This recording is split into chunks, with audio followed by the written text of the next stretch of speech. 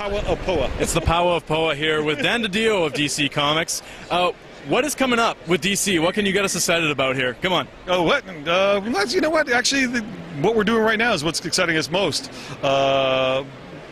Where we got going right now with Brightest Day, with Green Lantern, with Flash, the changes with Wonder Woman, Superman, the big changes in store right now with the return of Bruce Wayne, Batman Incorporated, David Fincher on Batman: The Dark Knight. A lot of good stuff going on, and the main thing right now is trying to keep everybody focused on our primary characters, and hopefully reestablish them as truly the icons that we believe them to be. And then from there, we got some interesting plans in store in 2011. We wanted to ask you real quick. Can you tell us anything about back in the day on Reboot? We're all Canadian kids here.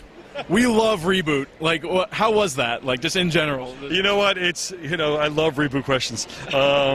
It's some of the best times that I've ever had. I was at ABC, and I was the program exec on Reboot when it first launched at ABC.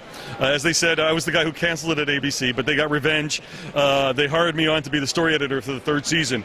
And Ian Pearson, one of the creators of Reboot, calls me up and he goes, "You know all the stories we wanted to tell, but ABC wouldn't let us?" I said, "Yeah." He goes, "Come on, let's go do it." So. We had a great time on that third season, the one where Enzo grows up to be Matrix, which was some of the great stuff. And I always refer back to that story because there's an interesting thing in there. The original game plan for that was that Matrix was going to be this hard-edged, angry, miserable person the entire way through. And we laid out 16 episodes based upon the fact that he was going to be this deadly killer and out there doing all this nasty stuff.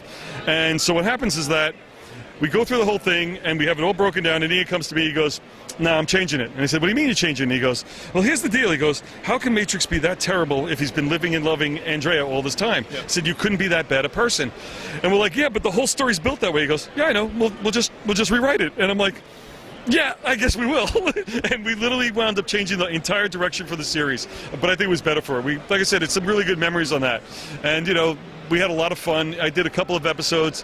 My episodes were the James Bond Rift. Nice. When we did that one, and then the number 7, which was basically where we thought we were trapped inside the Reboot game, which was even a little weird. We did a rift on the prisoner, so a lot of good memories on that. And it was a good group of people over there, and just the incredibly creative environment. So a lot of fun. Oh yeah, groundbreaking show. Like that was the only thing like it at the time. Yeah, I mean between that we did Shadow Raiders and Beasties up here. Oh, yeah. So those were the 3 shows that were kicking out of the studio. And well, we started with Reboot, then we moved over to Shadow Raiders, but Reboot's always near and dear to the heart. And I mean, the booth's awesome.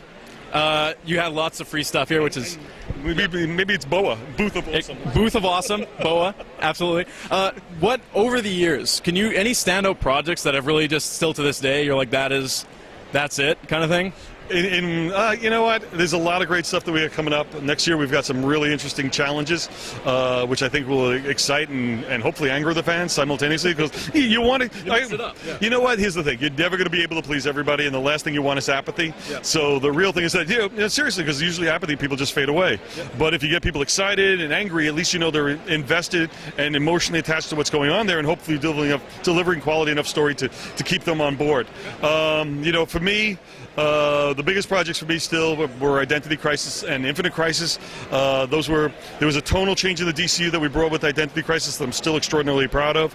And Infinite Crisis was something where we showed a lot of sense of continuity that we had never shown before, bringing it all together. So that was a lot of fun too. Those are 2 great ones.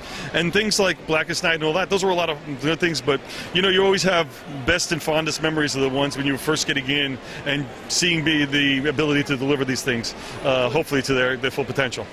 What do you think about the animosity towards Wonder Woman's new costume? I personally like it. Like, I actually dig it. What do you think? Well, if you like it, then there's no animosity. Fair enough. That sounds like we were in agreement. Yeah, we definitely are, I think. Thank you very much. Hope you enjoy the rest of Fan Expo. My pleasure. I just have to say, you're a super chill dude. Like, you're like the guy, but if you didn't know who you were walking around here, it's like, oh, like... You know what, the thing for me is that, I've been going to conventions since probably longer than you've been alive. So I don't doubt that. Yeah, I don't doubt that even slightly. But, I mean, for me, I always enjoy it. I love the mixing it with the fans, getting a chance to talk to them, and really just the excitement that comes along with it. So you can't help but get swept up in this, because everybody's here for a reason, just because they enjoy the medium. So, you want to celebrate it with them.